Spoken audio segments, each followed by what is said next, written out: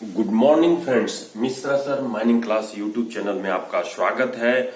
आज की वीडियो में जो मशीनरी की सब्जेक्ट है ओवरमैन और जो सेकंड क्लास के कैंडिडेट हैं जो डीजीएमएस के एग्जाम में अपीयर होने वाले हैं, साथ ही ओवरमैन या जो माइनिंग सरदार के जो कैंडिडेट है जो जॉब पाने के लिए एनसीएल की वैकेंसी की तैयारी करना चाह रहे हैं या जो डीजीएमएस के एग्जाम को पास करके अपना सर्टिफिकेट गेन करना चाह रहे हैं, उनके लिए आज की वीडियो मैं अपलोड कर रहा हूं जो आपके सामने दिखाई दे रही है स्क्रीन में, जिसमें आप बोर्ड में जिसमें आपको दिखाई दे रही है कि इसकी जो लास्ट डेट एप्लीकेशन सबमिशन की है वो 22 दिसंबर है। साथ ही एग्जामिनेशन जो एनसीएल की माइनिंग सरदार पोस्ट के लिए जो होने वाली है 374 पोस्ट के लिए वो जनवरी 2023 में होनी है। तो चलिए हमारे साथ मिश्रा सर माइनिंग क्लास की जो यूट्यूब चैनल है उसकी सीरीज का स्टडी करके अपने एग्जामिनेशन को पास करने के लिए मिश्रा सर माइनिंग क्लास की जो यूट्यूब चैनल है उसको सब्सक्राइब कर लीजिए, लाइक कर लीजिए, अपने फ्रेंड्स के पास भी शेयर कीजिए ताकि वो डिस्कस करके आप उस एग्जामिनेशन की तैयारी को और पक्का कर सकें और उनको भी बोलिए सब्सक्राइब करने के लिए। साथ ही जो है अगर नए कैंडिडेट हैं तो आप उसको बेल आइकन दबा लीजिए ताकि कोई भी वीडियो अपलोड होने ते ही आपके तक नोटिफिकेशन पहुंच जाए, आप उसका स्टडी करके एग्जामिनेशन को पास कर सकें। फ्रेंड्स, तो आपके सामने ये स्क्रीन शेयर कर रहा हूं जिसमें 51 नंबर तक का जो रिस्ट्रिक्टेड मशीनरी की क्वेश्चन थी उसको अपलोड कर रहा हूं। आप पढ़ते हैं उस क्वेश्चन में क्या कह रहा है और उसका मतलब समझते हुए उसको सॉल्व करने का प्रयास करते हैं। फ्रेंड्स, तो आपके सामने दिखाई दे रही है, मेरे कर्सर के साथ अपनी नजर को मूव करिए। क्या कहता है? SCRM 2021 का 51 number question, second class restricted machinery 2021 का क्वेश्चन। देखिए क्या कहता है, a beam is said to be of uniform strength. एक बीम जो यूनिफॉर्म स्ट्रेंथ कब कहलाएगी इसके बारे में पूछता है। जो घर में आप बीम ढलाने का काम करते हैं या फिर जो माइंस में बीम लगती है तो उसको हम लोग क्या कहते हैं, इसके संबंध में देखिए यहां पर कट पेस्ट करके रखा हूं। The beam is said to be in uniform strength if the maximum bending stress is constant across the varying section along its length. तो इसके वेराइंग सेक्शन ऑफ जो इसकी लेंथ है उसका कांस्टेंट रहता है मैक्सिमम बेंडिंग स्ट्रेस का strength जो यूनिफॉर्म कहलाएगी। तो यहां पर देखिए bending moment is the same throughout the beam, option A को ही टिक लगा के आप आगे की ओर बढ़ सकते हैं। Shear stress is the same through the beam, B number दी हुई है। यहां पर जो है deflection is same throughout the beam, deflection जो है बीम के थ्रू आउट सेम रहती है। बेंडिंग स्ट्रेस, यहां पर देखिए बेंडिंग स्ट्रेस, यहां बेंडिंग मोमेंट है और यहां बेंडिंग स्ट्रेस है। तो बेंडिंग स्ट्रेस आपकी डी नंबर में है इसलिए डी को टिक लगाइएगा। Bending stress is same at every section along it's longitudinal axis. तो यहां पर ये जो आपकी पॉइंट है along the longitudinal axis, D को ही आप टिक लगाइएगा, जिसमें आपकी एक बीम दिखाई दे रही है जिसकी विड्थ जो है बी है और ये प्लान में दिखाई दे रहा है, ये सेक्शन में दिखाई दे रहा है कि लॉन्गिट्यूडिनल जो सेक्शन है रूफ रॉक को झुक जाने के बाद ये बीम जो है इस तरीके का बिहेवियर करने लगता है और इसकी जो क्रॉस सेक्शन होती है लगभग ऐसे होती है जब आप देखते हो। तो यहाँ पर जो है आप ये भी कह सकते हो कि two condition of uniform strength, beam of uniform width और beam of uniform depth. Beam of uniform strength has the same maximum bending stress all along the length. तो यहाँ तक बीम की जो यूनिफॉर्म स्ट्रेंथ होती है सेम मैक्सिमम बेंडिंग स्ट्रेस के लिए ऑल अलोंग द लेंथ की होती है। तो यहाँ पर डी नंबर आप टिक लगा के बीम के लिए जो 51 का क्वेश्चन है आगे बढ़ सकते हैं। देखिए 52 नंबर का क्या कहता है, critical speed depend on the, critical speed जो होती है किस पर निर्भर करती है। तो यहाँ पर ये नंबर कहता है मास। मास तो आप समझते ही हैं, हर बॉडी की एक मास होती है जिसका यूनिट केजी लेते हैं। स्टीफनेस जो आपकी कहलाती है रिजिडिटी या स्ट्रांग जो नेचर की रहती है उसको हम लोग स्टीफनेस बोलते हैं। मास और स्टीफनेस क्रिटिकल स्पीड के अंदर आती है कि नहीं, वो निर्भर करती है कि नहीं। तो यहाँ डी नंबर में कहता है देखिए मास, स्टीफनेस और इसेंट्रिसिटी। इसेंट्रिसिटी क्या होती है पहले भी बता चुका हूं कि इसेंट्रिसिटी मीन्स जो है डेविएशन ऑफ कर्व और ऑर्बिट फ्रॉम सर्कुलेटरी जो ऑर्बिट होती है या कर्व होती है उसका डेविएशन हो जाना सर्कुलेटरी फॉर्म में, वही कहलाती है eccentricity.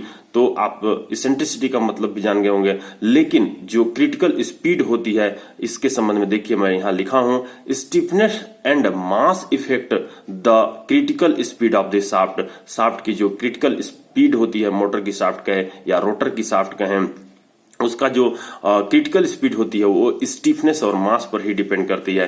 Critical speed of shaft does not depend on eccentricity, eccentricity पर डिपेंड नहीं करती है। तो इस तरह से आप सी नंबर को आप टिक लगा के आगे की ओर बढ़ सकते हैं फ्रेंड्स। नेक्स्ट प्रश्न में देखिए 53 नंबर में क्या कहता है, the type of cable joint are. जो केबल ज्वाइंट का प्रकार होता है उसमें आपको दिखाई दे रही होगी कि कई प्रकार के केबल ज्वाइंट होते हैं, जिसमें से आपको ये दिखाई दे रही है, A gear majority of failure in cable network is insulated with faulty cable jointing। तो यहां पर हम लोग फॉल्टी केबल को ज्वाइंटिंग करने के लिए इस्तेमाल करते हैं, जिसमें straight through joint. Straight through joint एक केबल ज्वाइंट का ही प्रकार है। ऑप्शन ए जो दिखाई दे रही है वो तो रहेगी ही। अब यहाँ पे दूसरी प्रकार देखिए, टी ज्वाइंट है वो, जो कि टी ज्वाइंट के रूप में 3 types of T joint are used for branching of the service cable from a main cable. T joint are helped as turning and twisting the cable terminal. तो terminal joint भी है जो कि आपकी तीसरी प्रकार दिखाई दे रही है। तो बी नंबर भी टैप ऑफ ज्वाइंट भी होगी। तो D number all of the above ही जो है केबल ज्वाइंट का प्रकार है, जिसमें ब्रिटानिया ज्वाइंट भी एक प्रकार है और टेलीफोन ज्वाइंट जो वेस्टर्न यूनियन कहलाती है। तो ये सभी प्रकार की केबल की ज्वाइंट बताई जा रही है, जिसको आप बड़ा करके आप देख सकते हैं कि कौन सी जो है केबल ज्वाइंट किस तरीके से जो है आपको काम करती है, यानी कि ज्वाइंट करना पड़ता है। तो यहाँ पर स्ट्रेट थ्रू ज्वाइंट आपको दिख गई है, और ये जो स्ट्रेट थ्रू ज्वाइंट प्रोवाइड क्या करता है, क्विक केबल प्रिपरेशन, जल्दी से केबल प्रिपेयर हो जाती है, हाई इलेक्ट्रिकल इंसुलेशन रहती है, उसमें नो मॉइस्चर घुसने का काम नहीं करती है। तो ये जो है आपकी ज्वाइंट है। देखिए टी ज्वाइंट का फिगर आपको दिखाई दे रहा होगा कि ये टी ज्वाइंट है, और उसी तरह से टर्मिनल ज्वाइंट का फिगर दिखाई दे रहा होगा कि ये टर्मिनल ज्वाइंट है। और यहाँ पर जो है आपको ब्रिटानिया ज्वाइंट आपके दिखाई दे रही है, ये ब्रिटानिया ज्वाइंट है जिसकी सेक्शन और प्लान आपको दिखाई दे रही है। तो ये बहुत सारे केबल की ज्वाइंट है, जिसका पर्पस के अनुसार से हम लोग कौन सी ज्वाइंट करनी है वो चूज करते हैं फ्रेंड्स। तो आप ये डी नंबर को टिक लगा के आगे की ओर बढ़ सकते हैं। अब देखिए 54 नंबर का क्वेश्चन क्या कहता है, which relay is used to detect and protect internal fault of transformer. Transformer के इंटरनल फॉल्ट को पता करने और उसको रक्षा करने का कौन सा रिले उपयोग किया जाता है। तो बचोल्ज रिले, ये बचोल्ज रिले ही है। पढ़ते हैं फ्रेंड्स इसके बारे में। Buchholz relay is a gas actuated relay and it is used to protect the transformer against all internal fault. Protect करता है ट्रांसफार्मर को सभी इंटरनल फॉल्ट के लिए, जो इसके लिए बचोल्ज रिले का इस्तेमाल करते हैं। बचोल्ज रिले का ये क्रॉस सेक्शन दिखाई हुई है, जिसमें मरकरी स्विच लगी रहती है, टेस्ट कॉक लगा रहता है, टू अलार्म सर्किट लगी रहती है, फॉर्म फ्रॉम ट्रांसफार्मर तार लगी रहती है, ये फ्लोट है, और ये टू कंसर्वेटर है, टू ट्रिप सर्किट है ये, और ये ड्रेन प्लग है। तो इस तरीके से आप क्रॉस सेक्शन में और इसमें दोनों में बचोल्ज रिले जो ट्रांसफार्मर में यूज की जाती है उसके अंदर के फॉल्ट को डिटेक्ट करने और प्रोटेक्ट करने के लिए ये नंबर को आप टिक लगा लिए होंगे। नेक्स्ट प्रश्न में आते हैं फ्रेंड्स, क्या कहता है, यूनिट ऑफ कैपेसिटेंस। कैपेसिटेंस क्या होता है, तब उसके यूनिट की बात करेंगे। तो the unit of electrical capacitance is the Faraday. Farad जो साइंटिस्ट थे उन्होंने कैपेसिटेंस का यूनिट अपने नाम पर दिया था, जिसको फैराडे कहते हैं, named after the English physicist and chemist Michael Faraday.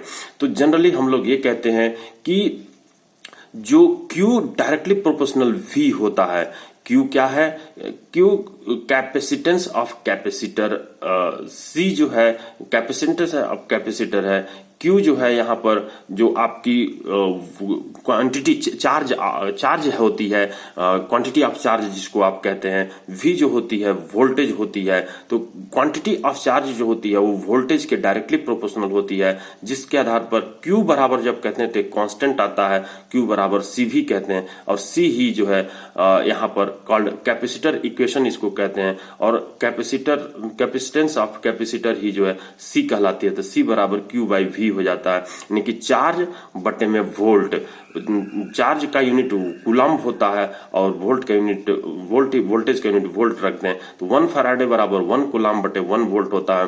तो जिसकी आप अगर यूनिट की बात कर दें तो पर केजी पर मीटर स्क्वायर सेकंड का पावर 4 ए की पावर 2 हो जाती है। और इसका जो डायमेंशनल फार्मूला होती है m-1 l-2 t to the power 4 a to the power 2, ये होती है फैराडे, जिसकी आप कहते हैं कैपेसिटेंस का यूनिट। तो देखिएगा यहाँ पर option A kilo volt ampere दिया है, बी फैराड ही दी होती है कैपेसिटेंस का यूनिट। तो आप कैपेसिटेंस के यूनिट फैराड को आप टिक लगा के आगे की ओर बढ़ सकते हैं फ्रेंड्स। यहाँ पर जो नेक्स्ट प्रश्न है वो क्या कहता है, बढ़ते हैं फ्रेंड्स। 56 नंबर का प्रश्न क्या कह रहा है, पढ़ते हैं। Combustion in compression ignition engine is, compression ignition engine जिसको CI इंजन भी कहते हैं, कंप्रेशन इग्निशन इंजन पहले कंप्रेस करने का फिर इग्निशन करने का काम करती है, ऐसा इंजन कंप्रेशन इग्निशन इंजन ही कहलाती है। उसमें जो जलने की कंबस्शन की जो बात रहती है वो कैसी रहती है, वो किस नेचर की रहती है। तो देखिए इसमें मैं कट पेस्ट करके रखा हूं कि in compression ignition engine or diesel engine only air is compressed, उसमें जो एयर रहती है उसको ही केवल कंप्रेस किया जाता है, and then the fuel is injected at the last stage, और फ्यूल को तब उसके बाद इंजेक्ट किया जाता है लास्ट स्टेज में, पहले एयर को कंप्रेस कर लिया जाता है। ये डीजल इंजन में जिसको CI इंजन भी कहते हैं। So no proper mixing before combustion take place, combustion के पहले प्रॉपर मिक्सिंग उसमें नहीं हो पाती है, कंबस्शन के पहले प्रॉपर मिक्सिंग नहीं हो पाती है। So the compressed ignition engine are heterogeneous combustion engine, क्योंकि प्रॉपर मिक्सिंग नहीं हो पाती है कंबस्शन के पहले, इसलिए इसको हेट्रोजीनियस कंबस्शन इंजन कहा जाता है। तो आप बी नंबर को टिक लगा के आगे की ओर बढ़ सकते हैं। यहाँ पे डीजल इंजन का मैं आपके सामने फिगर रखा हूं जिसके संबंध में कई प्रश्न पूछे जा चुके हैं। सिलिंड्रिकल हेड यहाँ पर दिखाई दे रही है कि ये है सिलिंड्रिकल हेड। ये क्या है, ये जो है इनटेक वाल्व है ये वाली, और ये वाली जो है एग्जॉस्ट वाल्व है। तो ये दो वाल्व, इनटेक वाल्व और एग्जॉस्ट वाल्व, जिसमें से ऑयल फीड की जाती है, एयर फीड की जाती है, और एयर को पहले कंप्रेस की जाती है, फिर जो है ऑयल को लास्ट स्टेज में इंसर्ट की जाती है। यहाँ पर एक कंबस्टन चेम्बर है जिसमें जो एयर और फ्यूल होती है वो जलने का काम करती है, वो कंबस्टन चेम्बर है। यहाँ पर ये जो दिखाई दे रही है पिस्टन है, जिसको एट TDC पोजीशन पर पिस्टन ये रखी हुई है अभी TDC पर, और यहाँ पर जो इसके नीचे दिखाई दे रही है कनेक्टिंग रॉड है, और यहाँ पर ये जो है रॉड बियरिंग एट TDC दी हुई है। ये जो है लास्ट में जो फिगर आपको दिखाई दे रही है ये क्या है, रॉड बियरिंग एट BDC है, और एक क्रैंक साफ्ट है जिसको प्लस के सिंबल जरा दिखाई जा रही है। ये सिलेंडर है जो बीच में दिखाई दे रही है, ये BDC है और ये TDC है। तो इस तरीके से डीजल इंजन के पार्ट आप भी देख लिए साथ साथ में। नेक्स्ट प्रश्न में आते हैं फ्रेंड्स, क्या कहता है, what is the function of course in the casting process. जब आप किसी आयरन का पर्टिकुलर शेप तैयार करते हो मोल्ड के थ्रू, उसी को हम लोग कास्टिंग प्रोसेस कहते हैं, जिसमें सैंड का इस्तेमाल किया जाता है। तो sand, what is the function of core, उसमें कोर का काम क्या रहता है कास्टिंग प्रोसेस में। तो देखिए पहले तो ये कास्टिंग के बारे में जान लीजिए। Casting is one of the most important and prime process in the manufacturing industry. Manufacturing industry में ये जो कास्टिंग है वो मोस्ट इंपॉर्टेंट और प्राइम प्रोसेस रहती है। Basically cast iron are used for casting purpose. सामान्यतः बेसिकली जो है हम लोग कास्टिंग पर्पस के लिए कास्ट आयरन का ही यूज करते हैं। As it is having highest fluidity, क्योंकि इसकी हाईएस्ट फ्लूडिटी होती है, बहने की क्षमता होती है, which will allow molten cast iron, जो कि मोल्टेन गला हुआ कास्ट आयरन को to flow properly into the cavities, ताकि वो कैविटीज में आराम से फ्लो हो सके मोल्टेन कास्ट आयरन, इसलिए वहां पर हम लोग कास्ट आयरन का यूज करते हैं। कोर्स जो है फॉर्म करती है इंटरनल कैविटी फॉर्म करती है इनसाइड द स्ट्रक्चर के अंदर इंटरनल कैविटी फॉर्म करती है, which will then leads to the final casting shape, जो कि लीड्स भी करती है फाइनल कास्टिंग शेप को। Sand inside the cores and patterns give strength and rigidity to the casting structure. यहाँ पर सैंड जो इनसाइड में रहती है कोर्स के अंदर में, वो पैटर्न देती है स्ट्रेंथ और रिजिडिटी के लिए, कास्टिंग के स्ट्रक्चर के लिए स्ट्रेंथ और रिजिडिटी देती है।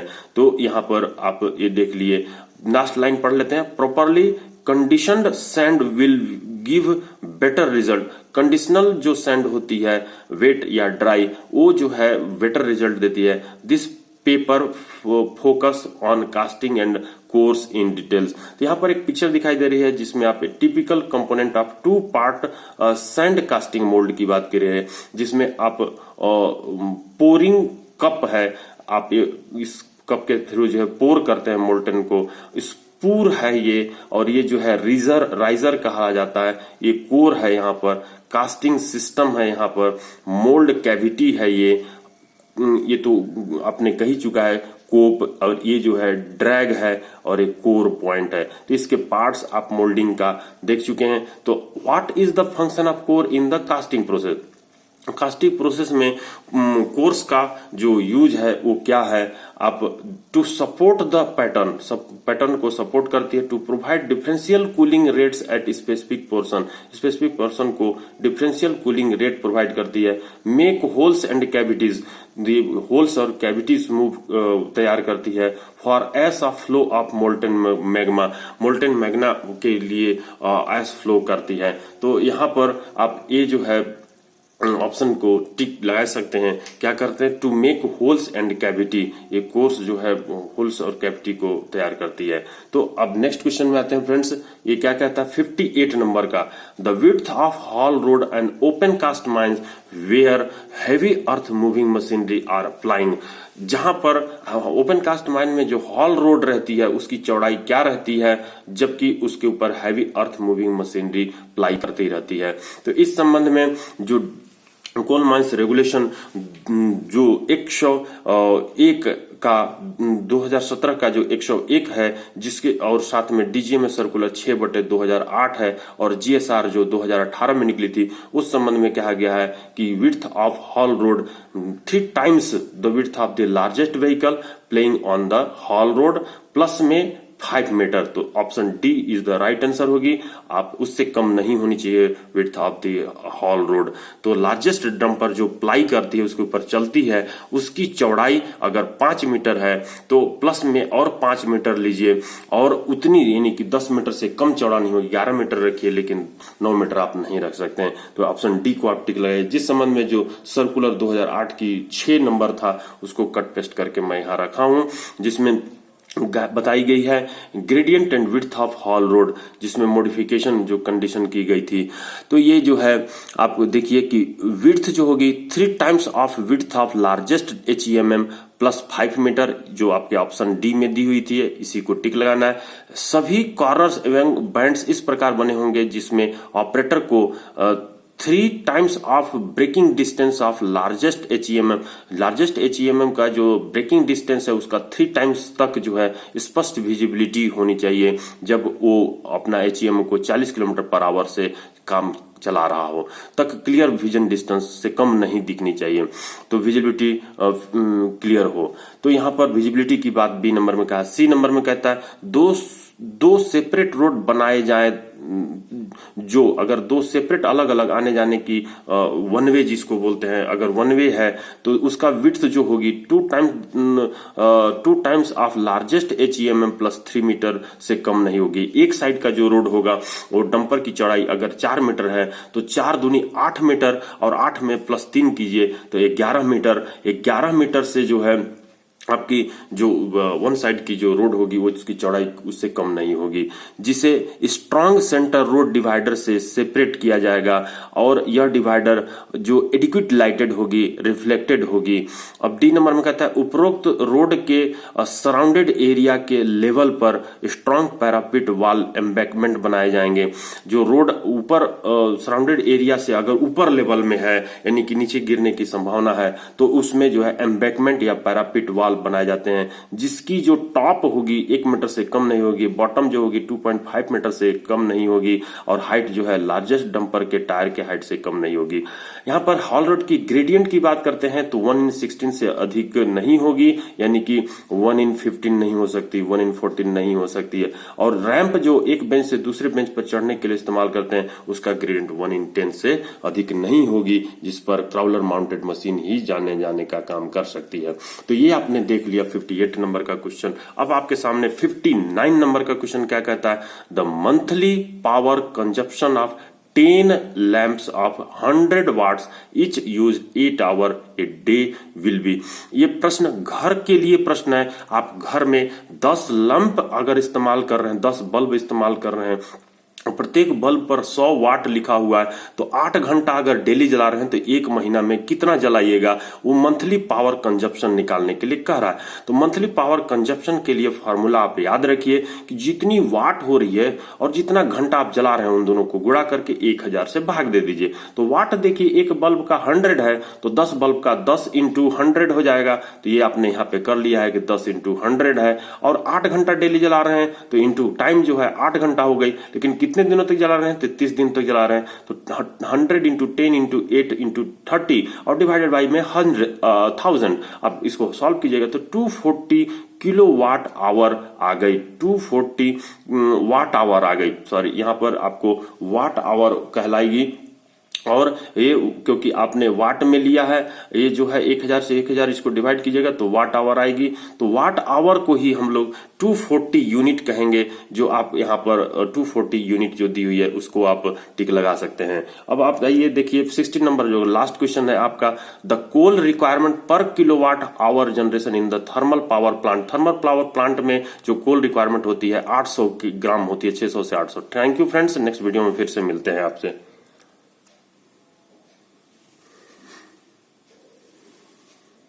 तो यहाँ पर एक प्रश्न और आपके सामने दिखाई दे रही है, थोड़ी सी समय है, ये जो प्रश्न है अच्छे से कर लीजिए। कोल रिक्वायरमेंट पर kilowatt hour generation in the thermal power plant. Thermal power plant में जो यानी जहां बिजली बनती है उसमें 1 किलोवाट पावर जनरेट करने के लिए कितना कोयला की जरूरत पड़ती है। देखिए 600 से 800 gram of coal required for the generation of 1 kilowatt hour और 1 जूल्स और 1 unit power in power plant. Power plant में 1 यूनिट अगर पावर जनरेट करनी है तो 600 से 800 ग्राम कोयला की जरूरत पड़ती है। लेकिन ये डिपेंड करती है कि कोयले की क्वालिटी कैसी है, ग्रेड क्या है। जैसे स्टीम कोयले के लिए 28 मेगा जूल पर केजी की जरूरत पड़ती है, जबकि 1 किलोवाट आवर बराबर 3.6 मेगा जूल होता है। मेगा मतलब कि 10⁶। तो आपने ये 60 नंबर का क्वेश्चन को देख लिया। यहाँ पर लाइक कीजिए, सब्सक्राइब